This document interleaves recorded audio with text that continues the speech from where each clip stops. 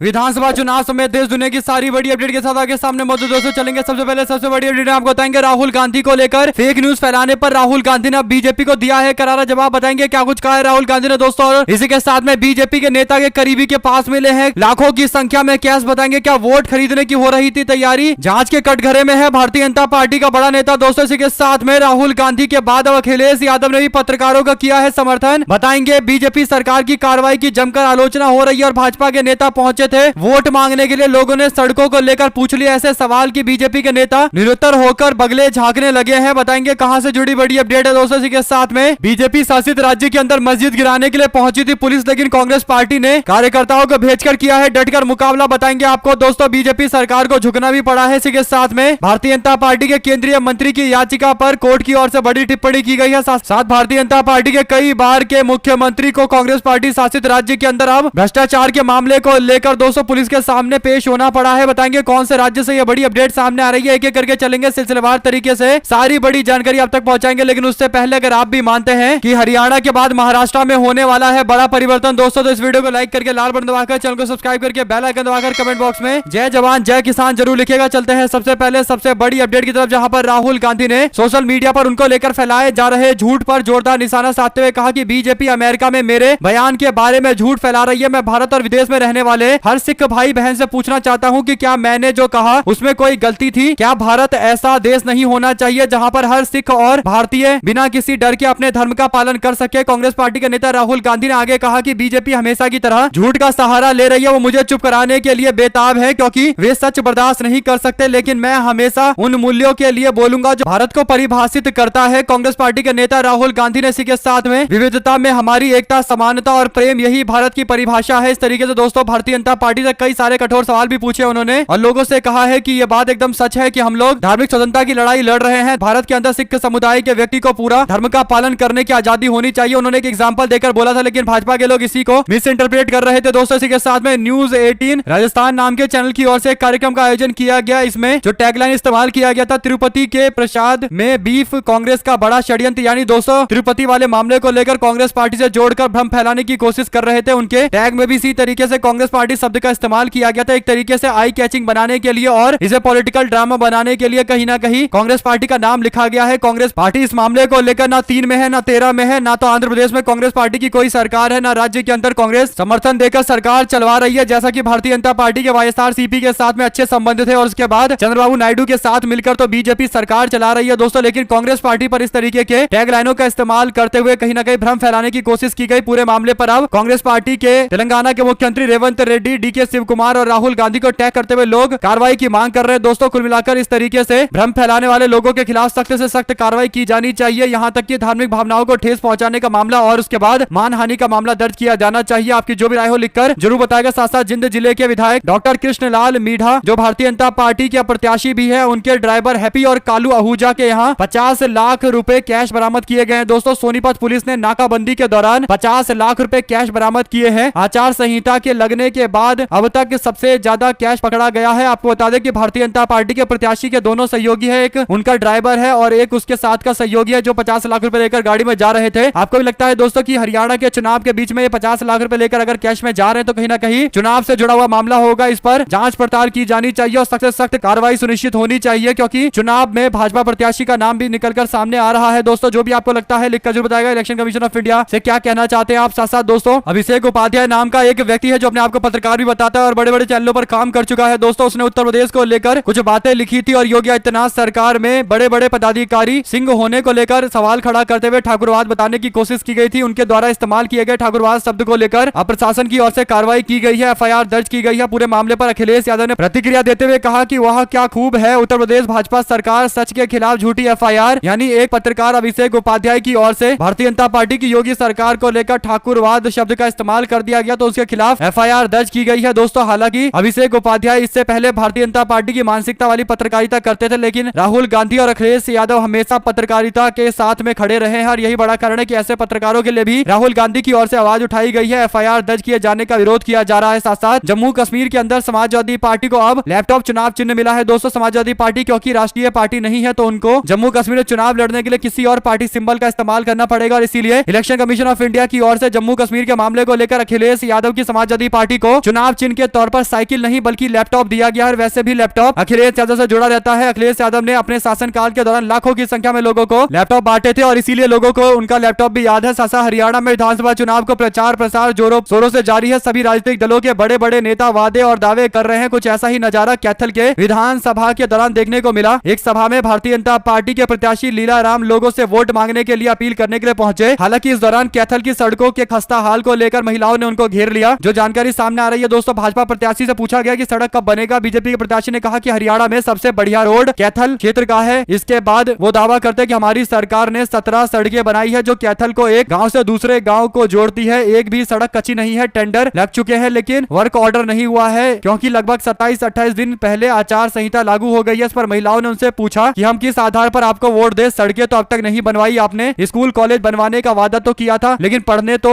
तब जाएंगे जब रास्ता होगा। महिलाओं ने कहा कि हमने 5 साल से वेट किया लेकिन कोई काम नहीं हुआ। महिला यहाँ नहीं रुकी बल्कि और आगे बढ़ी दोस्तों और उन्होंने कहा कि आप हमारे साथ एक बार चलकर सड़क देख लीजिए। भारतीय जनता पार्टी के प्रत्याशी महिलाओं के साथ नहीं गए क्योंकि उनको पता है कि वो भी प्रधानमंत्री मोदी के दिखाए रास्ते पर चल रहे हैं और केवल बड़ी बड़ी बातें कर रहे हैं, धरातल पर कुछ भी नहीं है। और अगर महिला के साथ चले गए होते, उन्होंने सड़क दिखा दी होती तो फिर वहीं पर फैक्ट चेक हो गया होता और भारतीय जनता पार्टी के नेता को लेकर और ज्यादा परसेप्शन क्लियर हो जाता लोगों के मन में कि भाजपा के नेता ने कोई विकास नहीं कराया। हालांकि दोस्तों पूरे मामले पर कन्नी काटने की कोशिश कर रहे थे। आपकी जो भी राय हो लिखकर जरूर बताएगा। साथ साथ भारतीय जनता पार्टी में शामिल हुए अशोक चवाड़ की दिक्कतें ये है कि भारतीय जनता पार्टी में खुद तो चले गए लेकिन उनके समर्थकों ने अभी भी कांग्रेस पार्टी में रहने का फैसला लिया है। कई सारे कांग्रेस पार्टी में लौट भी रहे हैं। अब लग रहा है कि महाराष्ट्र के होने वाले चुनाव में भारतीय जनता पार्टी में शामिल नेताओं के समर्थकों ने अपनी वापसी करनी शुरू कर दिया, यानी अपनी अपनी पॉलिटिकल पार्टी में लौटने लगे। ऐसा लग रहा है कि महाराष्ट्र में जैसे ही चुनाव खत्म होगा वैसे ही भारतीय जनता पार्टी में शामिल हुए अशोक चवाड़ जैसे कई और विपक्ष के नेता अकेले रह जाएंगे बीजेपी में और इसके बाद भाजपा जैसे ही चुनाव हारेगी इन सबको बाहर का रास्ता दिखा दिया जाएगा। आपकी जो भी राय हो दोस्तों लिखकर जरूर बताएगा। साथ साथ महाराष्ट्र के अंदर प्रकाश आंबेडकर की पार्टी वंचित बहुजन अघाड़ी ने 11 उम्मीदवारों के नाम का ऐलान कर दिया है। पार्टी की ओर से रावेर से लेकर वाशिम विधानसभा सीट और नागपुर साउथ वेस्ट के लिए उम्मीदवार उतारा गया है, यानी देवेंद्र फडणवीस के सामने एक बुद्धिस्ट कैंडिडेट को मैदान में उतारा गया है। विनोद भांगे यहाँ से मैदान में उतरेंगे। कुल मिलाकर दोस्तों ये जो प्रत्याशियों के नाम की घोषणा की गई है इससे एक बात स्पष्ट हो चुका है कि प्रकाश आंबेडकर की पार्टी ज्यादातर सीटों पर चुनाव लड़ेगी। साथ साथ दोस्तों खड़गे बोले कहा हम कभी बिरयानी खाने और उनसे गले मिलने नहीं गए। पाकिस्तान के रक्षा मंत्री ने कांग्रेस पार्टी और एनसी को लेकर जो बयान दिया था उस पर अब कांग्रेस पार्टी ने पलटवार किया है। भारतीय जनता पार्टी के द्वारा सवाल खड़े किए गए थे। कांग्रेस के नेता मल्लिकार्जुन खड़गे ने कहा कि मोहब्बत हमारे साथ और शादी पाकिस्तान के साथ है उनकी, यानी भाजपा के लोगों की। पाकिस्तान में बिरयानी खाने के लिए तो भाजपा के लोग गए थे। आप लोग को याद होगा कि नरेंद्र मोदी अचानक से पाकिस्तान में नवाज शरीफ के घर पहुंच गए थे। हालांकि कांग्रेस पार्टी ने तब से ही लगातार सवाल खड़े किए हैं। पठानकोट में भी पाकिस्तान की एजेंसी ISI को बुलाया गया था। कुल मिलाकर दोस्तों भारतीय जनता पार्टी के लोग एनसी और कांग्रेस पार्टी पर आरोप लगा रहे जबकि उनका खुद का जो इतिहास है वो लगातार सवालों के घेरे में है। साथ साथ दोस्तों उल्हास नगर से एनसीपी के अजीत पवार गुट के नेत्री सीमा आहूजा और महेश आहूजा ने कांग्रेस पार्टी की सदस्यता ली है। आपको बता दें कि इस तरीके की और भी कई ज्वाइनिंगें महाराष्ट्र के चुनाव के मद्देनजर होने वाली है। दोस्तों जो भी जानकारी आती रहेगी आप लगातार पहुंचाते रहेंगे। चलते हैं एक और बड़ी अपडेट की तरफ, जहां पर धारावी महाराष्ट्र के अंदर बने सुभानिया मस्जिद को लेकर हुआ हंगामा मामले में महाराष्ट्र की शिंदे सरकार ने अपनाया कड़ा रुख। मंत्री मंगल प्रभात ने एक ऐलान करते हुए कहा कि मस्जिद में हुआ अवैध निर्माण हर हाल में तोड़ा जाएगा। आपको बता दें कि मस्जिद में अवैध निर्माण की बात करते हुए बीएमसी की ओर से 7 दिनों का नोटिस दिया गया है। हालांकि कांग्रेस पार्टी इस पूरे मामले पर जोरदार विरोध कर रही है। दोस्तों कांग्रेस पार्टी के नेताओं ने जो प्रदर्शन किया तब जाकर मस्जिद पर चलने वाले बुलडोजर को रोका गया। हालांकि कितने दिनों तक ये रोका जाएगा ये बड़ा सवाल है। क्या इसे भी एक राजनीति का मुद्दा बनाया जाएगा? हालांकि कांग्रेस पार्टी के लोग मजबूती के साथ लड़ाई लड़ते दिखाई दे रहे हैं। अवैध बताकर तोड़ने का यह सिलसिला लगातार जारी है। साथ साथ दोस्तों महाराष्ट्र के विधानसभा चुनाव के बीच में भारतीय जनता पार्टी के हाईवे मिनिस्टर नितिन गडकरी ने परिवारवाद की राजनीति पर खबरदार करने वाला बयान दिया है। उन्होंने नाराजगी जताई है। दोस्तों गडकरी कहते हैं कि लोग नेताओं के बेटा बेटी को वोट देते हैं लेकिन जिस दिन लोगों ने ठान लिया कि उन्हें वोट नहीं करेंगे तो 1 मिनट में यह सीधे हो जाएंगे। गडकरी ने कहा कि किसी का बेटा बेटी हो लेकिन उन्हें अपनी काबिलियत साबित करनी चाहिए, उसके बाद ही उन्हें आगे बड़े पदों पर भेजना चाहिए। कुल मिलाकर दोस्तों उन्होंने कहा कि नेताओं के बेटे को भी जमीनी स्तर से राजनीति करनी चाहिए, उनको भी पोस्टर लगाने चाहिए पार्टी के। इसके बाद धीरे धीरे करके उनके काम के हिसाब से उनको बड़े पदों पर भेजना चाहिए। कुल मिलाकर दोस्तों अभी हाल फिलहाल में भारतीय जनता पार्टी ने कई परिवारवाद वाले नेताओं को पार्टी में शामिल कराया है। हरियाणा में तो बीजेपी ने परिवारवाद के तहत आंख बंद करके टिकट बांटे हैं। तो क्या नितिन गडकरी मोदी और अमित शाह की भाजपा पर निशाना साध रहे हैं? साथ साथ दोस्तों सुप्रीम कोर्ट ने केंद्रीय सूचना एवं प्रसारण मंत्रालय के राज्य मंत्री एल मुरुगन के खिलाफ आपराधिक मानहानि मामले में सुनवाई शुरू कर दी है। उनकी याचिका पर सुनवाई करते हुए कोर्ट ने कहा कि राजनीति में आप हर बात को दिल पर नहीं ले सकते। मुरुगन ने पिछले साल शीर्ष अदालत का दरवाजा खटखटाकर मद्रास हाईकोर्ट के 5 सितंबर 2023 के आदेश को चुनौती दी थी। मद्रास उच्च न्यायालय ने दिसंबर 2020 में में एक संवाददाता सम्मेलन के दौरान मुरुगन के कथित मान हानिकारक बयानों को लेकर चेन्नई स्थित ट्रस्ट द्वारा दायर की गई शिकायत पर उनके खिलाफ कार्रवाई को रद्द करने से इंकार कर दिया था। कुल मिलाकर दोस्तों केंद्रीय मंत्री को लेकर की गई टिप्पणी से साफ है कि भारतीय जनता पार्टी के लोग छोटी छोटी बातों को लेकर भी दिल पर लेकर मामला दर्ज करवाने के लिए पहुंच जाते हैं। कांग्रेस पार्टी के नेताओं को इससे सीख लेनी चाहिए, उनको भी भाजपा के नेताओं के खिलाफ इसी तरीके से कार्रवाई करनी चाहिए जो लोग कांग्रेस पार्टी को झूठे मामले में बदनाम करने की कोशिश करते हैं। साथ साथ कर्नाटक भाजपा के वरिष्ठ नेता और पूर्व सीएम बीएस येदियुरप्पा कथित अवैध भूमि अधिसूचना मामले में शनिवार को कर्नाटक के लोकायुक्त के सामने पेश हुए। लोकायुक्त के एक सूत्र के अनुसार लोकायुक्त की पुलिस शाखा ने उन्हें नोटिस दिया था। इसके बाद अब जांच शुरू की गई है दोस्तों, पूछताछ भी शुरू कर दी गई है। कर्नाटक में कांग्रेस पार्टी सरकार बनने के बाद से लगातार भ्रष्टाचार को लेकर जांच चल रही है दोस्तों। अगर आप भी मानते हैं कि एक भी भ्रष्टाचारी देश के अंदर छोड़ा नहीं जाना चाहिए, उन सबके खिलाफ सख्त से सख्त कार्रवाई होनी चाहिए, तो अपनी राय जो लिखता है। साथ उत्तर प्रदेश के बाई इलेक्शन के बीच में गन्ना सहकारी समिति के लिए 3 सीटों पर प्रत्याशियों के नाम का ऐलान शनिवार को बीजेपी ने किया है। भाजपा के जिला अध्यक्ष नरेश तोमर ने धोलाना से उपेंद्र राणा और हापुड़ से कुणाल चौधरी और सिंभावली से जितेंद्र पाल को उम्मीदवार बनाया है। 23 सितंबर को जिले की तीनों गन्ना समिति के लिए चुनाव का आधिकारिक बिगुल बज चुका है। समाजवादी पार्टी ने अभी अपने प्रत्याशियों के नाम का ऐलान नहीं किया है। 65,000 किसान मतदाता तय करेंगे कि कौन समिति की जिम्मेदारी संभालेगा। कुल मिलाकर दोस्तों पश्चिमी उत्तर प्रदेश के उपचुनाव से पहले ये एक बड़ी खबर कही जा सकती है। देखते हैं समाजवादी पार्टी किसको उम्मीदवार बनाती है दोस्तों, और जो भी जानकारी से जुड़ी आती रहेगी आप लगातार पहुंचाते रहेंगे। साथ साथ महाराष्ट्र में बिगड़ती कानून व्यवस्था, विदर्भ और मराठवाड़ा में भारी बारिश से किसानों को हुए नुकसान और अन्य मांगों को लेकर कांग्रेस पार्टी के वरिष्ठ नेता और प्रदेश अध्यक्ष ने राज्यपाल से मुलाकात की है और उनको ज्ञापन सौंपा गया है। साथ साथ दोस्तों बीजेपी वाले मछली नहीं पकड़ सकते पेपर लीक के, मगर मच्छों को क्या खाक पकड़ेंगे, सचिन पायलट की ओर से ये टिप्पणी की गई है दोस्तों। इसी के साथ में कर्नाटक बीजेपी के एमएलए मुनि रत्ना की करतूत पर शाह और मोदी क्यों चुप है, क्या महिलाओं दलितों का अपमान करना बीजेपी का एजेंडा है। श्रीनिवास बीवी कांग्रेस पार्टी के यूथ मोर्चा के अध्यक्ष की ओर से यह सवाल पूछा गया है, जवाब अब तक भाजपा के द्वारा नहीं दिया गया है। दोस्तों आपको बता दें कि मुनि रत्ना को पहले दलित समाज के खिलाफ अभद्र भाषा का इस्तेमाल करने को लेकर गिरफ्तार किया गया था, लेकिन बाद में रेप के मामले दर्ज हुए हैं दोस्तों। ये मामला काफी गंभीर है, महिलाओं और दलितों के उत्पीड़न उनके खिलाफ भारतीय जनता पार्टी के नेता की कार्रवाई का पूरा मामला है। साथ साथ प्रकाश आंबेडकर ने 11 विधानसभा सीटों पर जो उम्मीदवार उतारे हैं उसमें कई सीटों पर बीजेपी के नेताओं के खिलाफ भी उम्मीदवार उतारे। दोस्तों इस दौरान एक और बड़ी अपडेट ये है कि ट्रांसजेंडर समीवा पाटिल को भी टिकट दिया गया है वंचित बहुजन अघाड़ी पार्टी की ओर से। हालांकि उनके कैंडिडेट इन सीटों पर ज्यादा मजबूत नहीं है, खुद कई बार चुनाव हार चुके हैं, तो क्या वीबीए बिना महाविकास अघाड़ी गठबंधन ये कुछ कर पाएगी? इसका आंसर है नो, बिल्कुल नहीं। ऐसा इसलिए क्योंकि वंचित बहुजन अघाड़ी केवल एक प्रेशर ग्रुप के तौर पर काम कर रही है महाराष्ट्र के अंदर। उनको अच्छा खासा समर्थन जरूर मिलता है लेकिन इलेक्टोरल मामले में एकदम फेल है। यही बड़ा कारण है दोस्तों कि वीबीए के कैंडिडेट केवल विपक्ष को नुकसान पहुंचाते हैं, इसके सिवा उनका कोई और रोल दिखाई नहीं देता है। यही बड़ा कारण है कि महाविकास अघाड़ी गठबंधन कुछ सीटें उनको देने को तैयार है, लेकिन उनकी डिमांड इतनी ज्यादा है कि शायद महाविकास अघाड़ी गठबंधन ये नहीं कर पाएगा। साथ साथ दोस्तों मनोहर लाल खट्टर को लेकर एक बड़ा दावा किया है पवन खेड़ा ने। उन्होंने कहा है कि मुख्यमंत्री के पद से हटने के बाद मनोहर लाल खट्टर ने कांग्रेस पार्टी से संपर्क साधा था और वो कांग्रेस पार्टी में आना चाहते थे, लेकिन हम लोगों ने अपने दरवाजे बंद कर दिए। पवन खेड़ा की ओर से भाजपा पर ये गंभीर आरोप लगाए गए हैं दोस्तों। एक तरीके से कहे तो खुलासा भी किया गया है। आपको बता दें कि अभी तक मनोहर लाल खट्टर की ओर से कोई जवाब सामने नहीं आया है। वैसे भी कांग्रेस पार्टी जानबूझकर कर रही होगी क्योंकि चुनाव के दौरान भारतीय जनता पार्टी के लोग ये परसेप्शन बनाने की कोशिश कर रहे हैं कि कुमारी सैलजा कांग्रेस पार्टी से नाराज है और कांग्रेस पार्टी छोड़कर चली जाएंगी। इसी परसेप्शन को टैकल करने के लिए कांग्रेस पार्टी के नेता की ओर से मनोहर लाल खट्टर को लेकर ये बड़ा दावा किया गया है। साथ साथ दोस्तों दिल्ली के मुख्यमंत्री आतिशी को भारतीय जनता पार्टी के नेता मनोज तिवारी की ओर से पत्र लिखा गया और कहा गया कि आपको बधाई, लेकिन दिल्ली की समस्या दूर की जाए। आतिशी को मनोज तिवारी ने बधाई दी और कहा दिल्ली के विकास कार्यों पर ध्यान दे, जनता कई चीजों से परेशान है, उनकी समस्या को जल्द सुलझाया जाना चाहिए। आपको बता दें कि भारतीय जनता पार्टी अभी भी मनोज तिवारी के नाम पर चुनाव लड़ने की शायद तैयारी कर रही है। हर मौके पर आम आदमी पार्टी से सवाल पूछते हुए अगर कोई दिखाई देता है तो मनोज तिवारी, और मनोज तिवारी आम आदमी पार्टी के लिए सबसे आसान टारगेट है। कभी भी मनोज तिवारी को आगे करके बीजेपी आम आदमी पार्टी को नहीं हरा सकती है और यही बड़ा कारण है दोस्तों कि आम आदमी पार्टी चाहती है कि मनोज तिवारी बीजेपी के नेता बने रहे। क्या इसका जवाब आपको लगता है कि आतिशी देंगी मनोज तिवारी के सवाल का जवाब? साथ साथ वन नेशन वन इलेक्शन देश के अंदर एक विचार जो है वो खतरनाक है। कमल हसन ने कहा कि भारत में नहीं है इसकी कोई जरूरत। हसन ने किसी दल या नेता का नाम लिए बिना कहा कि अगर 2014 और 15 में एक साथ चुनाव होते तो एक तरफा परिणाम आते और तानाशाही अभिव्यक्ति की आजादी के खात्मे और एक नेता के प्रभुत्व के रूप में दुष्परिणाम सामने आ जाते। तमिलनाडु समेत अन्य राज्यों के अंदर भी इस मामले को लेकर राजनीतिक तौर पर एक आवाज उठनी शुरू हो गई है दोस्तों। कुल मिलाकर भारतीय जनता पार्टी का इस मामले पर तो अब ग्राउंड स्तर पर भी जोरदार विरोध किया जा रहा है, तो ये बिल संसद में पास होगा लगभग असंभव है और इसीलिए भारतीय जनता पार्टी के खिलाफ कहीं ना कहीं विपक्ष के सारे लोग एकजुट हो रहे हैं कि बीजेपी कोशिश भी करेगी तो उसके खिलाफ एकजुटता से जवाब दिया जाएगा। अगर आप भी मानते हैं कि कमल हसन ने एकदम सही बयान दिया है तो अपनी राय जुली कतागा। साथ साथ दोस्तों उड़ीसा के अंदर फौजी और उनकी पत्नी के साथ किए गए दुर्व्यवहार को लेकर एक और वीडियो सोशल मीडिया पर आया है। उड़ीसा में जिस लड़की ने पुलिस थाने में उत्पीड़न की बातें कही थी उससे जुड़ा एक वीडियो सामने आया है। लड़की से पहले छेड़खानी छेड़खानी की गई, जिसकी शिकायत लड़की ने थाने में जाकर की। वीडियो में लड़की से छेड़छाड़ करने वाले बीजेपी सरकार के मुख्यमंत्री मोहन मांझी का नाम ले रहा है, यानी ऐसा लग रहा है कि मोहन मांझी के साथ में अपने डायरेक्ट संबंधों की बात की जा रही है। कुल मिलाकर दोस्तों ये सत्ता के दुरुपयोग का एक बड़ा मामला है। आपको बता दें कि इंडियन आर्मी के मेजर की पत्नी के साथ हुए दुर्व्यवहार के मामले को लेकर देश के आर्मी फेटर्निटी जो रिटायर्ड आर्मी के अधिकारी है उनकी ओर से जमकर आलोचना की गई है। उड़ीसा में भारतीय जनता पार्टी की जमकर किरकिरी हो रही है दोस्तों। लेकिन अब ये वीडियो सामने आने के बाद तो कहीं ना कहीं मुख्यमंत्री से भी कई सारे सवाल पूछे जा रहे हैं। साथ साथ दिल्ली में विभागों का भी बंटवारा हो गया है। मुख्यमंत्री आतिशी अपने पास में वित्त, ऊर्जा, शिक्षा, सर्विसेज, पानी समेत 13 विभाग रखेंगी। सौरभ भारद्वाज को स्वास्थ्य विभाग दिया गया है और कुल 8 विभाग उनके पास रहेगा। गोपाल राय को पर्यावरण मंत्रालय की जिम्मेदारी दी गई है, पहले भी यही जिम्मेदारी उनके पास थी। कैलाश गहलोत को पहले की तरह ही परिवहन यानी रोड से जुड़े हुए मामले की मंत्रालय दी गई है। इमरान हुसैन को खाद्य और नागरिक आपूर्ति विभाग दिया गया है। मुकेश अहलावत को श्रम और एससी विभाग की जिम्मेदारी दी गई है। कुल मिलाकर दोस्तों विभागों का भी पूरी तरीके से बंटवारा हो चुका है। साथ साथ AIIMS nursing officer cut off को लेकर प्रतीक पटेल की ओर से एक बड़ा दावा सामने आया है। उन्होंने बताया है कि ओबीसी समाज के जो